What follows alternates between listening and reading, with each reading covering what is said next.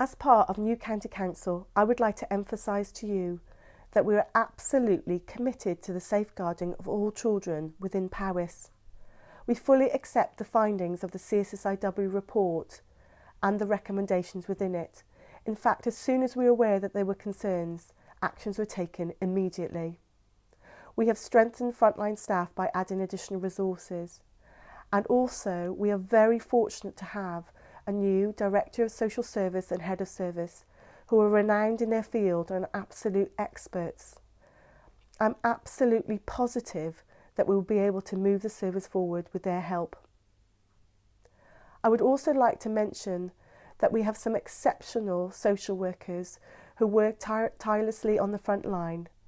They are committed and they are often dealing with very complex situations, but are able to support and safeguard children effectively.